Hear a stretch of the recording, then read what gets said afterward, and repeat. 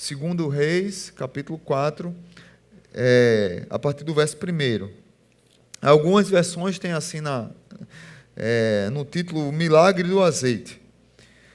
Diz assim a palavra: certo dia, a mulher de um dos discípulos dos profetas foi falar a Eliseu: teu servo, meu marido, morreu, e tu sabes que ele temia o Senhor, mas agora veio um credor que está querendo levar meus 2 filhos como escravos.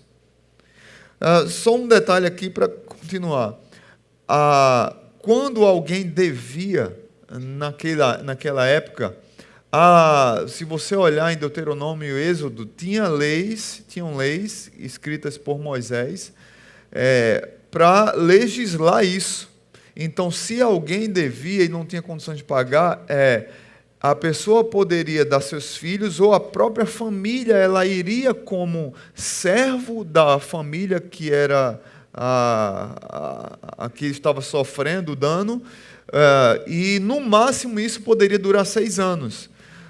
A pessoa não era considerada como escravo, mas era um servo. Só que muitos, quando terminavam esses 6 anos, não tinham para onde ir e continuavam como servos, como escravos, e aí, nesse caso, se tornavam escravos. Então, essa mulher, ela tinha um marido que era aprendiz de profeta e ele morreu, e agora os credores estavam lá para pegar os seus filhos como servos, porque ela não tinha como pagar. E aí o texto continua. Verso 2 diz assim: Eliseu perguntou-lhe: como posso ajudá-la? Diga-me o que você tem em casa. E ela respondeu: tua serva não tem nada além de uma vasilha de azeite. A gente não sabe nem se tinha azeite dentro, né? Só sabe que ela tinha uma vasilha. Verso 3: então disse Eliseu: vá pedir emprestadas vasilhas a todos os vizinhos, mas peça muitas. Depois entre em casa com os seus filhos e feche a porta. Derrame daquele azeite em cada vasilha e vá separando as que você for enchendo. Depois disso, ela foi embora, fechou-se em casa com seus filhos e começou a encher as vasilhas que eles lhe traziam. Quando todas as vasilhas estavam cheias, ela disse a um dos filhos: traga-me mais uma. Mas ele respondeu: já acabaram. Então o azeite parou de correr. Ela foi e contou tudo ao homem de Deus, que lhe disse: vá, venda o azeite e pague suas dívidas, e você e seus filhos ainda poderão viver do que sobrar. Amém? Pai bendito, muito obrigado por tua palavra. Quantas vezes nós olhamos para a nossa vida e a única coisa que temos é uma vasilha. Perdemos esperanças, não sabemos nem como orar, nem como clamar ao Senhor, nem como pedir ao Senhor para que chegue providência. A minha oração é que nessa manhã o Senhor fale ao coração do teu povo, da tua igreja, para aqueles que estão aqui aflitos, ansiosos, desesperançados, em crises, em situações de perda, em situações de luto, em situações de doença, de dores, em situações de falência, em situações de desistir de alguma coisa. A minha oração é que o Senhor fale com essas pessoas e que possa trazer graça infinita, graça restauradora, graça motivadora, graça encorajadora nesses corações. No nome de Jesus, amém. Queridos, essas últimas semanas no Brasil só foi notícia ruim. A tragédia de Brumadinho, que mexeu com todo o país. O que fazer na hora dessa? Cada um que tenha uma visão política sobre isso, ecológica, financeira. Na hora da dor não tem muito o que fazer. Tem um livro de Rotenstorff, um alemão que, quando perdeu seu filho dele, ele disse, eu acho que eu já falei até aqui na igreja, a única coisa que você deve fazer quando alguém está passando por uma tragédia é só lamentar junto com a pessoa E muitas situações que o país está passando, a gente tem muito mais que lamentar. Brumadinho, ontem, antes de ontem, né, o CT do Flamengo, que deixou todos nós que gostamos de esporte, e vemos aqueles jovens de 14, 15 anos sofrendo, né? Acho que o Brasil todo se comoveu com essa situação do Flamengo. Além de ter a maior torcida do Brasil, ficou maior ainda, porque todos estamos torcendo para o Flamengo sair dessa situação e essas famílias serem acolhidas da melhor forma possível, abraçadas da melhor forma possível. As chuvas no Rio de Janeiro, violência no Ceará, violência no nosso estado, latrocínio, situações que têm deixado as pessoas sem chão, notícias ruins que as pessoas têm recebido. Eu acho que só essa semana eu recebi pedidos de oração de umas 8 pessoas da igreja que receberam notícias ruins e que ficaram sem chão. E algumas delas receberam 3 notícias na mesma semana, uma pior do que a outra na mesma semana. E meu Deus, o que é que a gente faz, né? E saúde, e tantas situações que podem levar você a entrar numa crise de ansiedade, numa angústia profunda, em dores profundas, que você não sabe o que fazer. Você não sabe como sair, você não sabe nem muito menos orar. Será que é possível entrarmos na presença de Deus diante de uma situação como essa e entregarmos tudo a Ele se nós não temos nada? O que fazer se a única coisa que eu tenho em casa é uma vasilha? Talvez você entrou aqui e você está com um problema tão grande que você não consegue nem lembrar do que você tem em casa. O que é que eu tenho em casa? Quais são os meus talentos? O que foi esquecido? Qual foi o problema tão grande que aconteceu na minha vida que eu esqueci algo que se tornou como um vaso de barro e que está lá na minha casa esquecido? Talvez foi um dom, talvez foi um talento, talvez uma atitude. E Deus está querendo falar comigo, está querendo falar com você hoje, como falou com essa mulher, que continua falando até hoje conosco, que foi buscar o homem de Deus para trazer-lhe uma palavra de esperança e dizer para ela que ela poderia catar, buscar, caçar alguma coisa em sua casa, para que Deus pudesse desencadear um milagre na sua vida. É difícil enxergar, eu sei disso. Deus ministrou muito no meu coração nesse texto. E eu fiquei com as perguntas. O que é que você tem em casa?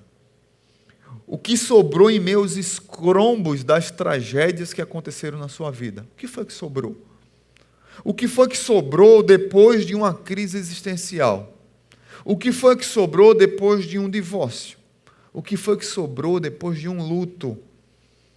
De alguém que você não queria de forma alguma que falecesse, que era muito importante na sua vida? O que foi que sobrou depois de uma notícia ruim, de uma enfermidade? Quando não há o que fazer, o que fazer? Como perguntas impossíveis podem ter respostas? E parece que o profeta é irônico.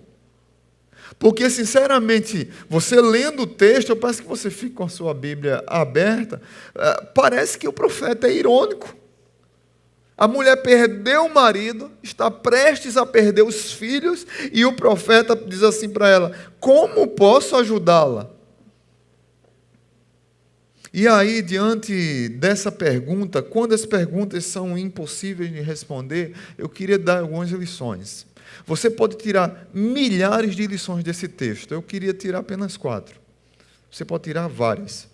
Talvez uma grande lição aqui é de quem é empreendedor aqui. Eu não vou falar, já falei desse texto sobre empreendedorismo, mas não vou falar hoje sobre isso. Mas quem é empreendedor, esse aqui é um grande texto para quem é empreendedor. Quem tem essa visão, essa pegada empresarial de investir, de fazer as coisas crescer. Mas hoje eu queria trazer uma lição mais para o seu coração, para a sua alma, para tentar lhe encorajar diante da situação talvez que você passa. O que fazer quando as perguntas são impossíveis de responder? E aí você fica com isso na sua mente. Primeira lição. Na hora da tragédia, a melhor coisa é que você separe um tempo de reflexão em silêncio. Se você olhar no verso 2, veja comigo o verso 2. Eliseu lhe perguntou: como posso ajudá-la? Ela não respondeu nada. O texto não diz que ela respondeu. A ideia que parece para nós é que ele fez uma pergunta atrás da outra. Mas alguns estudiosos dizem que não, que ele fez uma pergunta e ele teve silêncio e depois veio a outra pergunta. E esse vácuo do silêncio dela me chamou a atenção.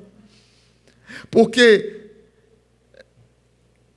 o homem, o seu esposo, era temente a Deus, ele era discípulo do profeta, Eliseu era o substituto de Elias, Elias havia sido levado por Deus, Eliseu ali estava treinando os profetas, era como se fosse uma casa de profetas, um seminário para formar novos líderes. Aquele homem estava se dedicando à obra de Deus, aquele homem estava se dedicando a ser um profeta do Senhor, a transmitir a palavra do Senhor. Agora ele morre, mas ele deixa a sua família em crise com dívidas.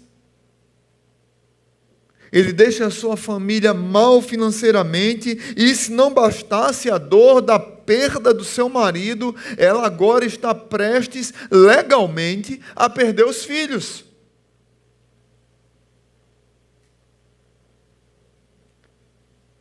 Se a dívida fosse tão grande como eu falei, a família toda seria levada como serva. Mas ela estava prestes a perder os filhos. O que fazer nessa hora?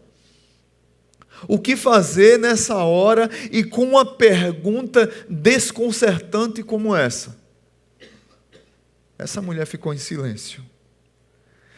Eu fico tentando imaginar a cena e fico tentando imaginar também um certo ar, talvez, de indignação. Muitas vezes nós ficamos em crise com perguntas. Tinha até eu acho que era na escolinha do professor Raimundo, que ele fazia a pergunta e tinha um aluno lá que dizia assim: perguntas idiota, como é? Pergunta idiota, tolerância zero, né? Parece que o profeta está fazendo uma pergunta idiota. Não é. Parece que na hora da dor, Deus faz perguntas para que se rompa o último choro após o silêncio. Eu lembro sempre de Agar no deserto, quando ela sai de casa expulsa por Abraão e Sara, com seu filho Ismael, ela saiu com um pedaço de pão e com 1 litro d'água, com um cantil de água, e acabou a água, acabou o pão, e Deus ela senta num canto para chorar, e o anjo do Senhor pergunta para ela: o que tens, Agar? O que é que eu tenho? O que é que eu tenho? Eu tinha um pão e 1 litro d'água. Eu tenho um menino de 14 anos de idade e eu estou no deserto. O que é que eu tenho? Eu tinha um marido, ele morreu, agora eu estou endividada e estou prestes a perder os filhos. O que é que eu tenho? O que é que eu tenho se eu tinha um filho que o sonho dele era ser jogador e foi para um time, aconteceu uma tragédia e eu perdi o meu filho? Muito mais do que o sonho do meu filho, eu perdi o meu filho. O que é que eu tenho se eu trabalhava numa empresa, me dedicava e era um servo fiel, e daqui a pouco vem uma avalanche de água, de lama sobre aquela pessoa e destrói o sonho daquela pessoa e de várias famílias ali, de várias casas? O que é que eu tenho, profeta? Que pergunta! O que é que eu tenho se eu recebo uma notícia ruim e eu não sei lidar com ela? O que é que eu tenho se eu estava lutando para segurar o meu casamento, para restaurar a minha vida, e chegou o divórcio? O que é que eu tenho se o meu filho está saindo pelas minhas mãos, saindo pelas as mãos de Deus, sendo tragado pelo mundo, pelas drogas, pela bebida, pelo vício? O que é que eu tenho, Deus? Muitas vezes nós ficamos assim. E o texto nos traz a ideia de que, às vezes, quando se tem perguntas como essa, a melhor coisa é nós pararmos, é tempo de reflexão e silêncio. É entrar no nosso quarto, é colocar tudo diante de Deus, e no silêncio haverá o barulho ensurdecedor da dor do seu coração, e eu não tenho dúvida nenhuma de que Deus estará ouvindo o silêncio barulhento do seu coração. Porque muitas vezes nós falamos muito e nós não expressamos o que nós queríamos, porque o barulho da nossa voz cala o que o nosso coração queria falar de fato. Por isso que eu gosto sempre de citar Madre Teresa de Calcutá, quando perguntaram para ela: quando você ora, que você fala com Deus, o que é que você diz para Ele? Ela disse: nada, eu só escuto. E o que é que Deus diz para a senhora? Nada, Ele só me escuta. Muitas vezes nós precisamos parar para silenciar diante de Deus na hora da crise, na hora da dor, e esse clamor desesperado vai chegar à intervenção divina, assim como Maria, quando Jesus chegou depois de 4 dias, Jesus chegou atrasado. Meu irmão poderia ter sobrevivido, mas Jesus chegou atrasado. Maria não falou nada, a única coisa que Maria fez foi o quê? Se jogar aos pés de Jesus e chorar. E o que foi que Jesus fez com Maria? Chorou.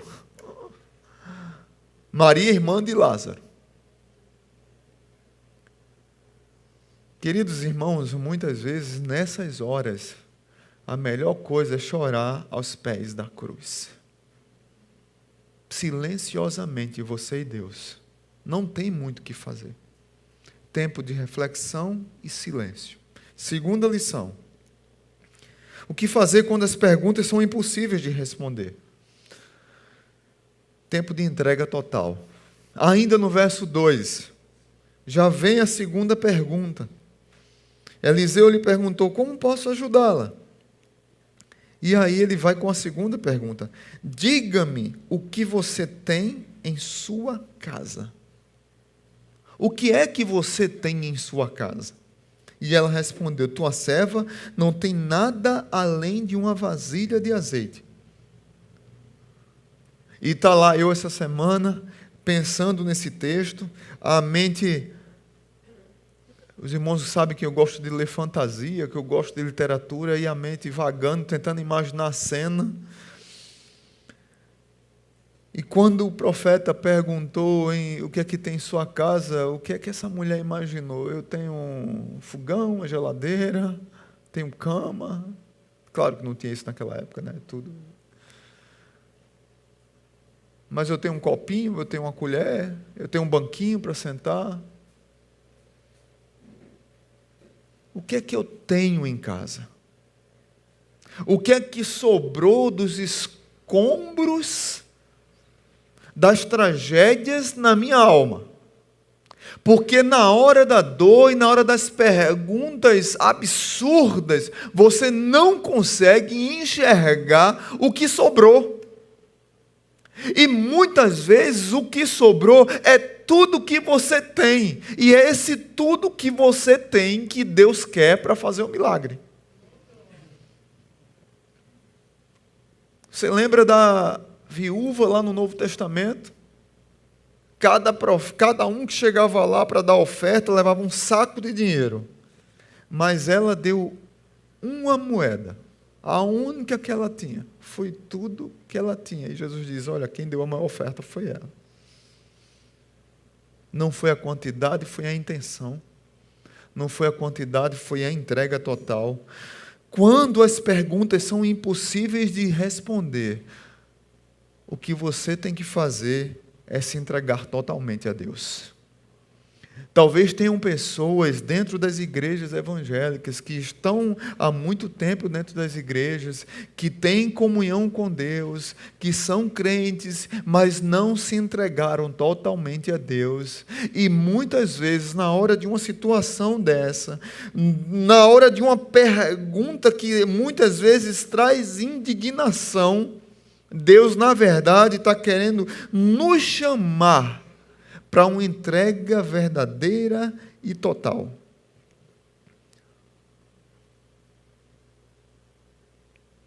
Será que uma vasilha de barro é algo de valor? Será que uma vasilha de barro vai sustentar meus filhos? Que outra pergunta? Eu não tenho nada, profeta. Eu perdi meu marido, estou prestes a perder a minha dignidade por conta de dívidas. E o Senhor pergunta o que é que eu tenho em casa? A única coisa que eu tenho em casa é uma vasilha. E aí está o fio da meada para depois se você quiser estudar sobre empreendedorismo. Tem pessoas que têm uma habilidade, um tino que sabe fazer o negócio rodar e avançar. Se tem, aqui está uma grande lição. Não tenho nada, só tenho uma vasilha. E interessante que a Bíblia não diz nem se tinha azeite dentro da vasilha. Profeta, eu tenho uma vasilha, mas eu não tenho pão, eu não tenho farinha, eu não tenho comida, eu só tenho conta para pagar. Talvez você fique se perguntando, diante da dor que eu estou passando, o que é que eu tenho em casa? Mas é isso que eu queria provocar no seu coração. Talvez, se você esquecer de tudo que eu falei, a única coisa que eu queria que você lembrasse é que Deus está perguntando para você, o que é que você tem em casa? Moisés tinha um bordão. Moisés era gago, tinha medo de Faraó, apesar de ser treinado para ser um líder, mas tinha medo. Gago com um bordão, e foi com esse bordão que Deus usou para mostrar a Moisés que Deus é que estava na frente da batalha, que Deus é que estava com ele.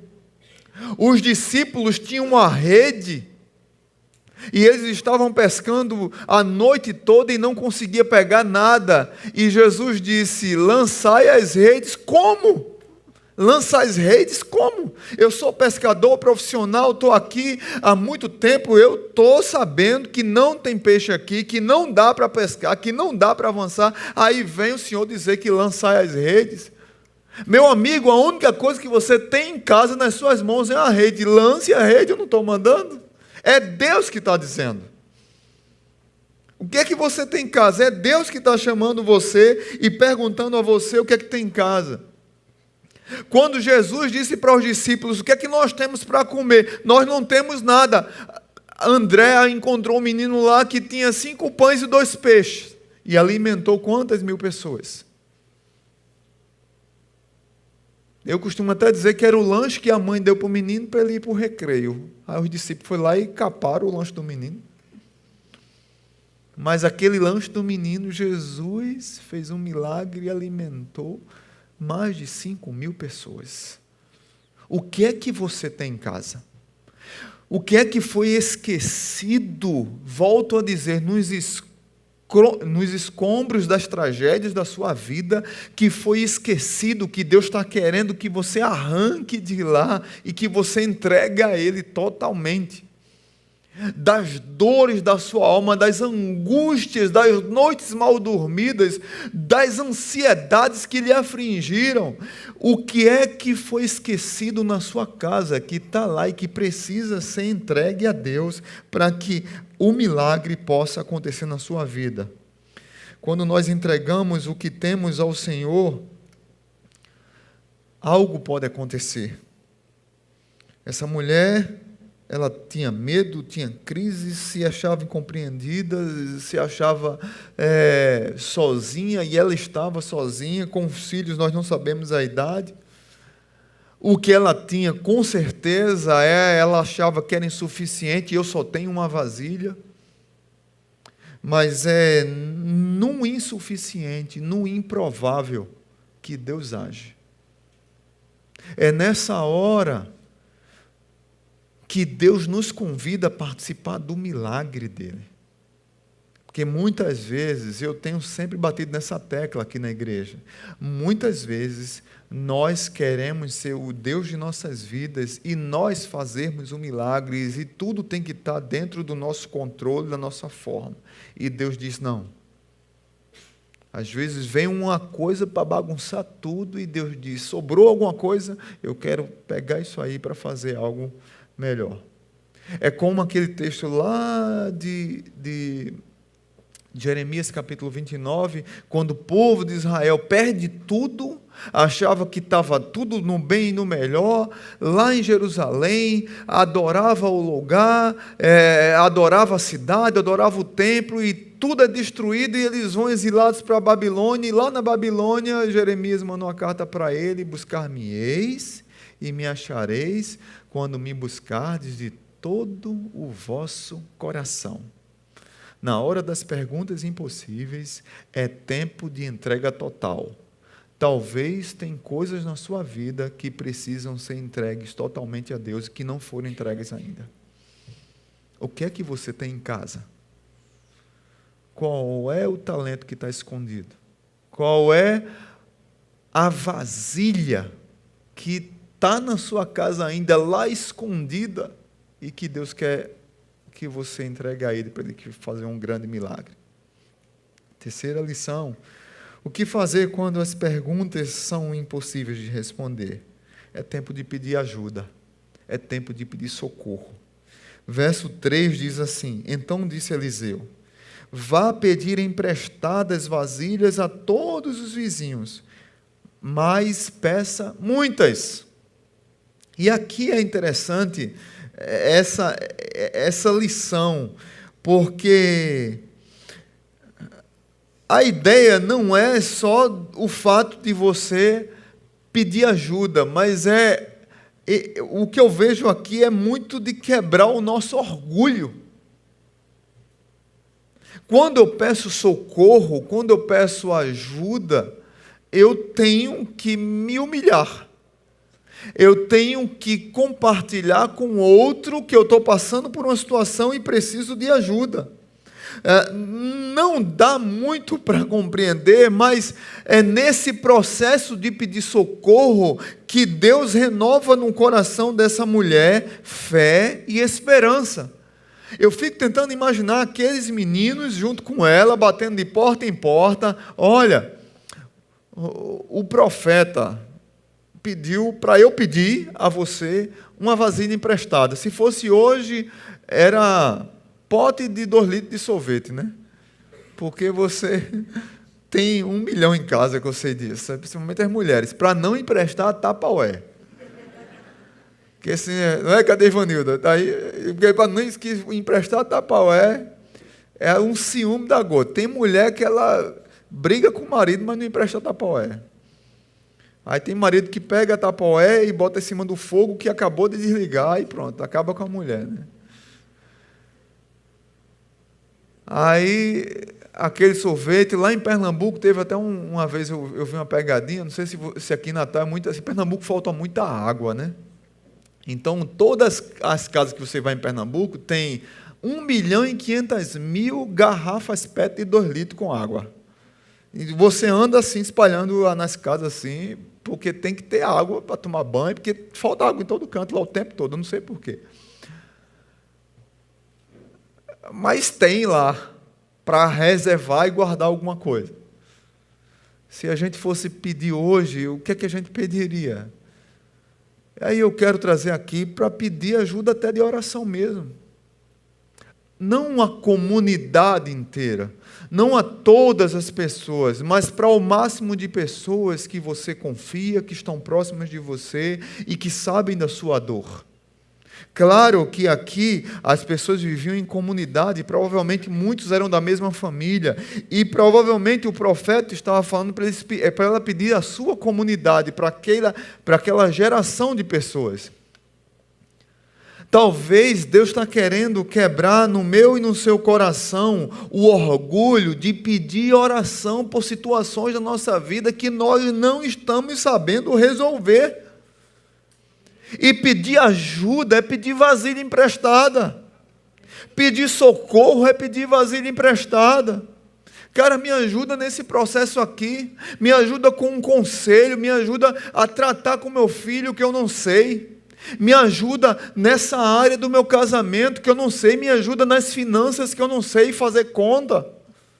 Me ajuda a lidar com essa característica da minha esposa, do meu esposo. Me ajuda a lidar com essa característica do meu filho. Me ajuda a lidar com essa crise profissional de vocação que eu estou passando. Ora por minha saúde, ora por minha vida. Eu não sei o que fazer.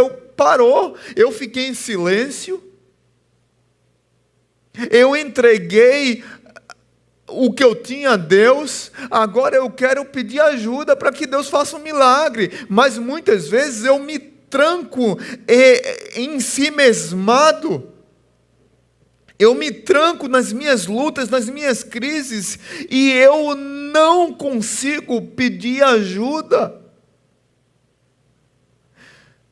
E eu gosto desse texto porque aqui traz a ideia de comunidade. Nós fomos chamados para viver em comunidade. Nós fomos chamados, a igreja é um povo. A igreja não é um prédio.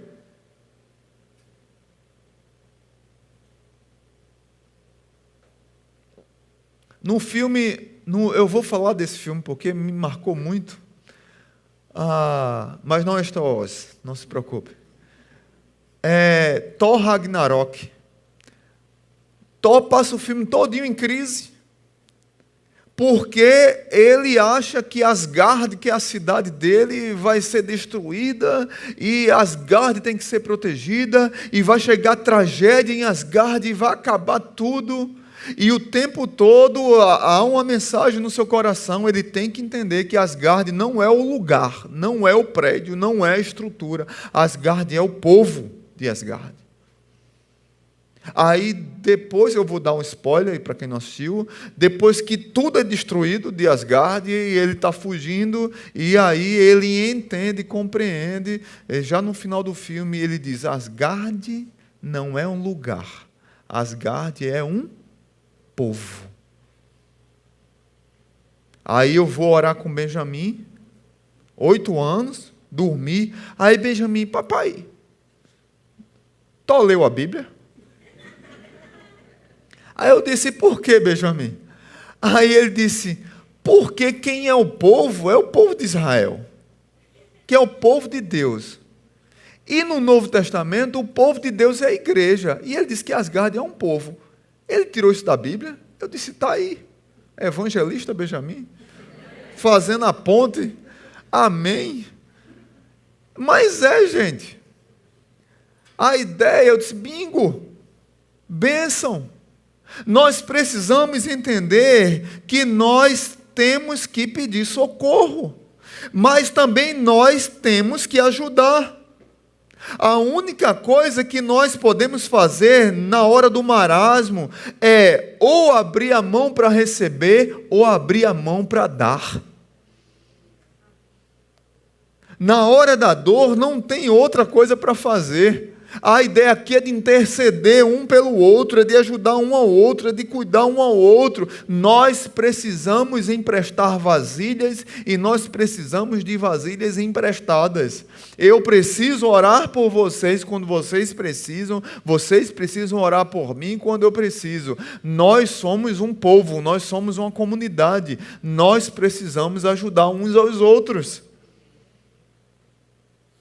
Essa lição aqui é fantástica, porque essa mulher começa a pedir ajuda e começa a juntar panela, vasilha na casa dela, e aí vai para a última lição, que o que fazer quando as perguntas são difíceis de responder, é tempo de crer e esperar o milagre de Deus.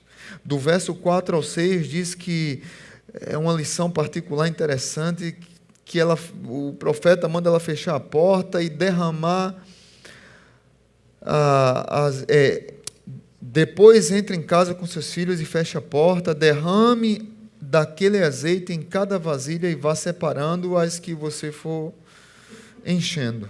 Depois disso, ela foi embora, fechou-se em casa com seus filhos e começou a encher as vasilhas que eles lhe traziam.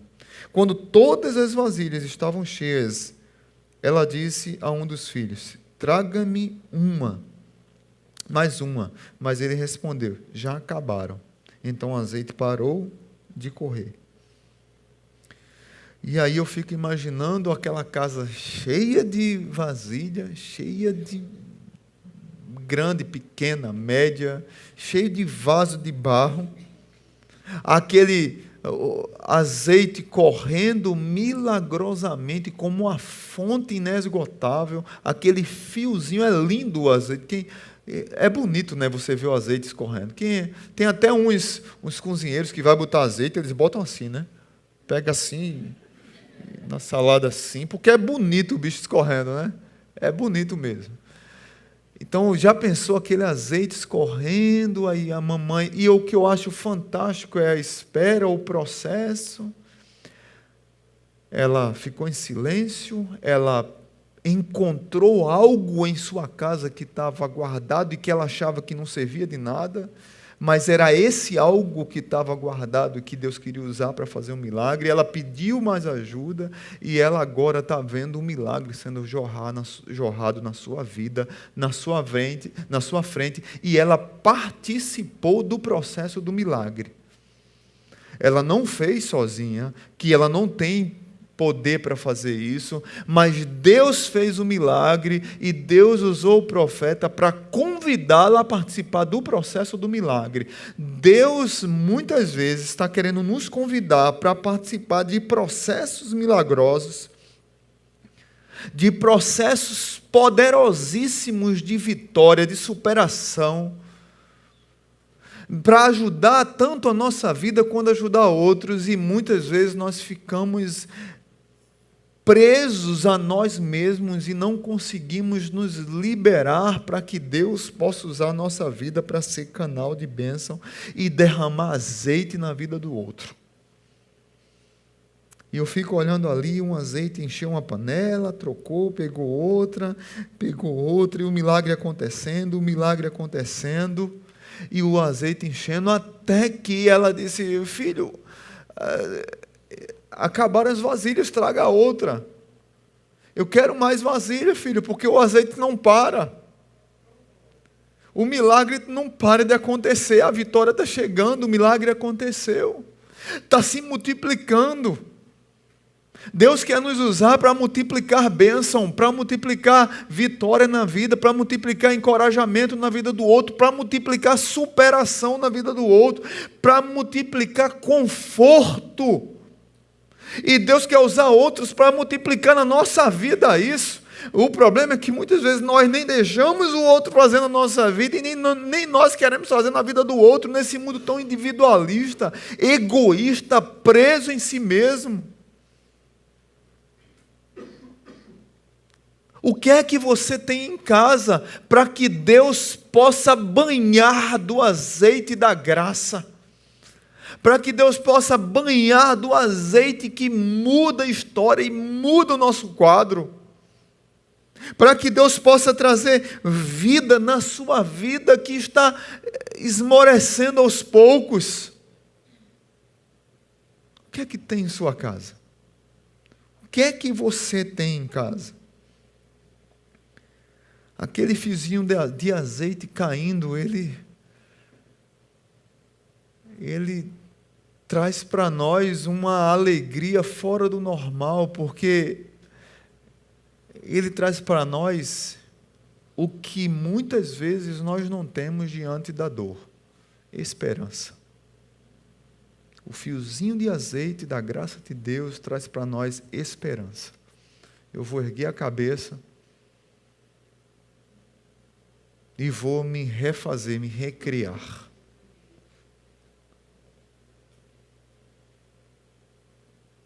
Que no meio das perdas que nós temos, que no meio das tragédias que acontecem na nossa vida, a minha oração é que nós possamos encontrar as vasilhas que estão escondidas nos recônditos do nosso coração, entregar para Deus, chorar aos pés da cruz, para que Deus possa fazer um milagre. Para fechar e você não esquecer, leve sua reflexão e o seu silêncio aos pés da cruz. Entregue totalmente tudo que você tem a Deus. E aí fique com isso na sua cabeça. O que é que você tem em casa? O que é que você tem em casa? Amém? Pergunta para quem está do seu lado. O que é que você tem em casa? Pergunta a ele. Peça ajuda e ajude a outros. Ou seja, viva em comunidade. Creia num tempo de milagres. O fio de azeite vai jorrar na sua vida. E aí essa mulher recebe o conselho do profeta. Vá, não é isso?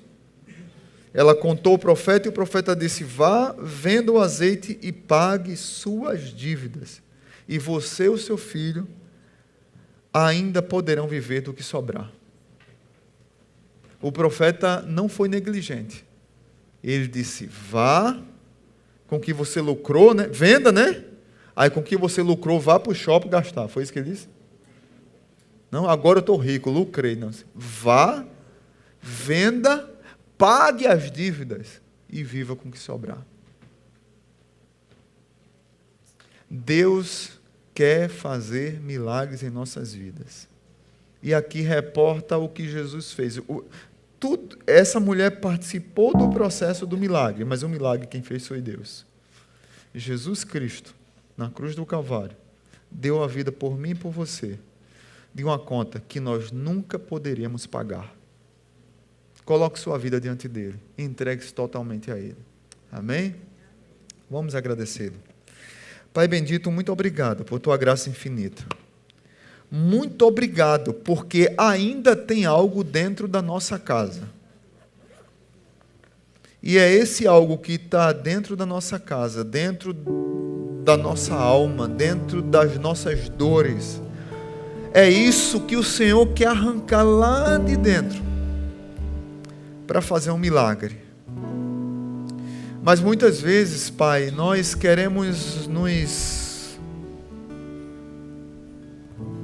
nos esconder do Teu cuidado, nós queremos fugir da Tua direção em nossas vidas, e o Senhor está nos convidando para rendição total, para entrega total. Muitas vezes as notícias tristes, as tragédias, as pancadas da vida que nós levamos,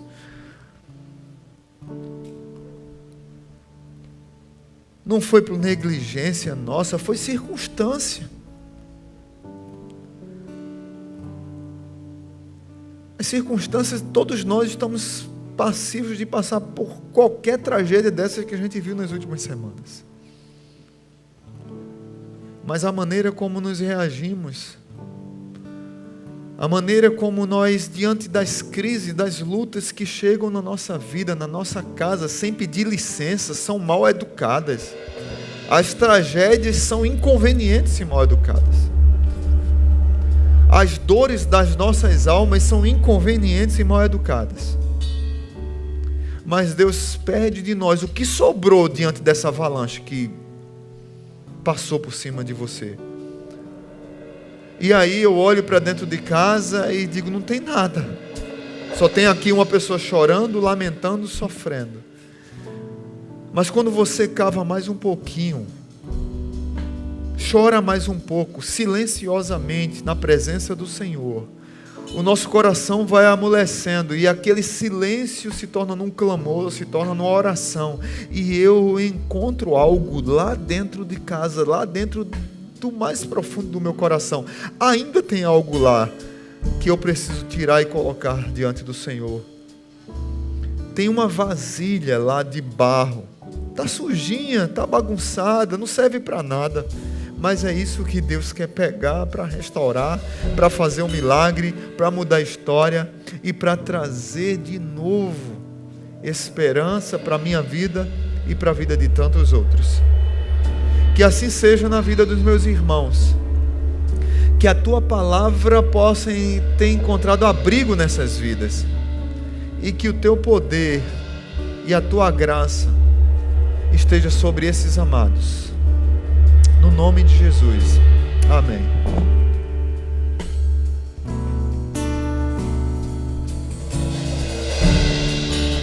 Te dou meu coração e tudo que há em mim.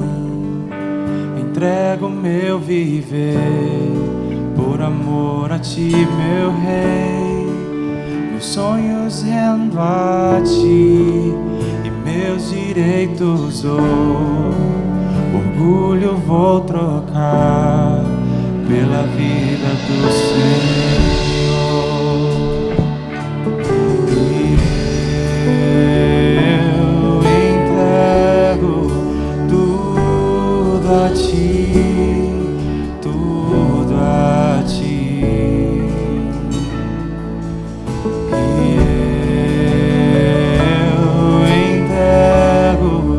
Tudo a ti, tudo a ti.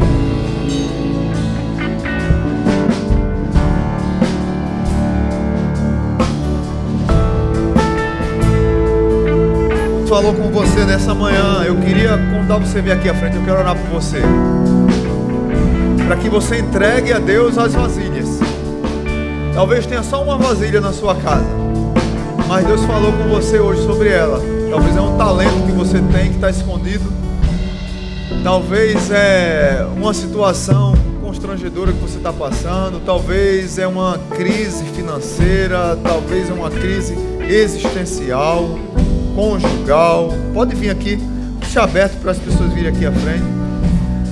Talvez é uma luta emocional.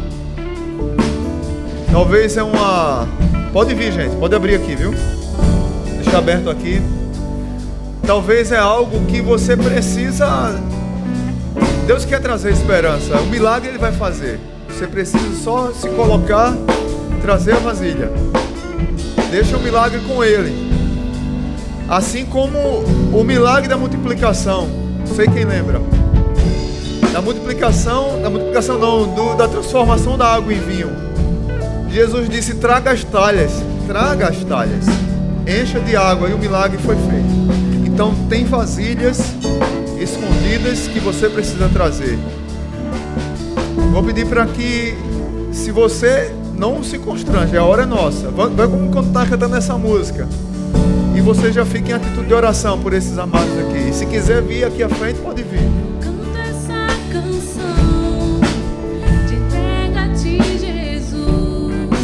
E o que o mundo dá, eu deixo aos pés da cruz. Vou conhecer a ti, teu nome dá louvor, sentir tua alegria, partilhando tua dor. E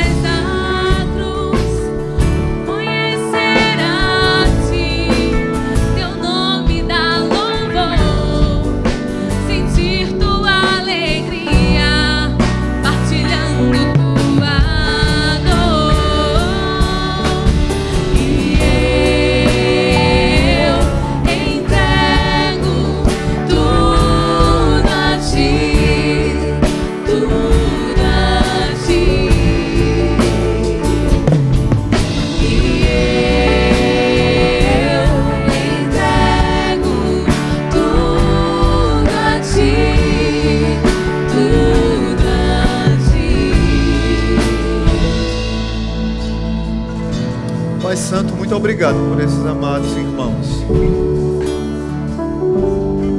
por toda a igreja, ó Pai, mas especialmente por esses amados aqui. Talvez o Senhor falou nos seus corações, cada um sabe qual a vasilha que tem em casa, cada um sabe qual é o vaso de barro que tem em casa, por mais quebradinho, mal feito que esteja. O Senhor está pedindo para trazer para Ele.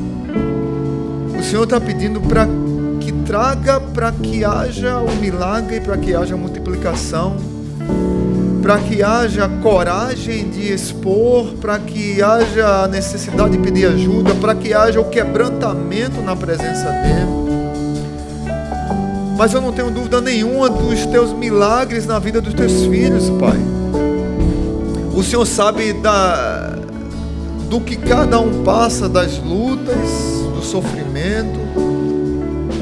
O Senhor sabe das notícias duras que cada um talvez tenha recebido, das crises, dos rompimentos que cada um passou. Mas nessa manhã o Senhor está falando, como o Senhor mexeu com o meu coração essa semana tanto, com tanta notícia. Olha, vai lá pegar, tem algo lá em casa, porque tem hora que a gente acha que não tem mais nada, e tem. E Deus quer multiplicar, Deus quer derramar azeite, Deus quer derramar unção, Deus quer derramar o Espírito, Deus quer derramar milagre, Deus quer mudar a história. A minha oração é que o Senhor traga conforto, encorajamento, desejo de participar dos processos milagrosos de Deus na vida desses amados, e que Ele continuará fazendo para a honra e glória dEle e para a nossa edificação. Que o amor de Deus o Pai, que a graça maravilhosa de Jesus e que o azeite do Espírito banhe cada um nessa semana, e que nós possamos catar, buscar lá no recôndito da nossa casa, escondido, aquela vasilha que está escondida, e trazer ao Senhor, e entregar totalmente ao Senhor, no nome de Jesus, para a glória de Jesus, para o poder de Jesus. Amém. Dê um abraço bem forte no seu irmão e abençoe a vida dele.